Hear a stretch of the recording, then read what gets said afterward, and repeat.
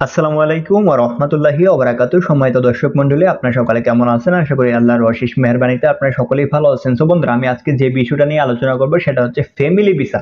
হ্যাঁ, family visa নিয়ে কিন্তু কিছুদিন আগে একটা গুঞ্জন উঠছে, সেটা হচ্ছে আপনার ফ্যামিলি ভিসা ভিজিটের মাধ্যমে স্পন্সরশিপ ভিসা কিন্তু চালু হয়ে গেছে। তো এই বিষয়টাই কিন্তু একটু ভুল বোঝাবুঝির সৃষ্টি হয়েছে। সো আমি আজকে এই বিষয়টা কিন্তু ক্লিয়ার করব। আমি কিন্তু এই নিয়ে একটা ভিডিও আপলোড করছিলাম। অনেক আপুরা কিন্তু আমাকে বলতেছেন যে ভাইয়া, আপনি যে প্রসেসিংটা বলছিলেন এইটা নিয়ে কিন্তু আমি আমার হাজবেন্ডের সাথে কথা বলছি বা আমার বড় ভাইয়ের সাথে কথা বলছি যে আমাদের স্যালারি তো 4,000 দিরহামের উপরে, তারপরে কেন আমরা আমাদের স্ত্রীকে বা আমাদের ভাই ব্রাদারকে কেন আনতে পারবো না? সো এই বিষয়টা নিয়ে আমি রিসার্চ করে কিন্তু একটা জিনিস বার করলাম, সেটা হচ্ছে ভাই, আপনাকে একটা জিনিস বুঝতে হবে, আমরা হচ্ছে বাংলাদেশি, আর বাংলাদেশিদের জন্য সবকিছুই কিন্তু হার্ড হয়ে যায়।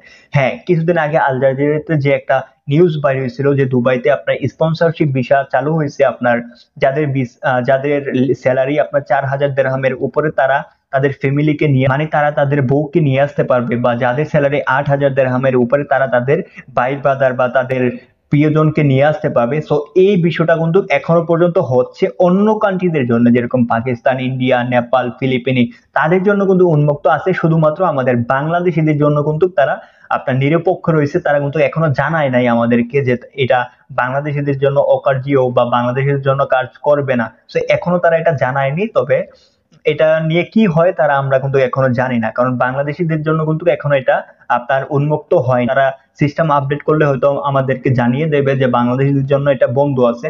সো এটা নিয়ে আমরা এখনো অনেক কনফিউজ যে আসলে কি বাংলাদেশিদের জন্য কি স্পন্সর যে ভিজিট বিষয়টা এটাকে চালু হবে নাকি না। সো আমরা সবাই এখন অপেক্ষা করতে পারি, কিছুদিন অপেক্ষা করে দেখি যে তারা আমাদেরকে আপডেট দিয়ে কোনো কিছু জানায় কিনা, যে বাংলাদেশিদের জন্য এটা কি উন্মুক্ত করবে নাকি বন্ধ রাখবে।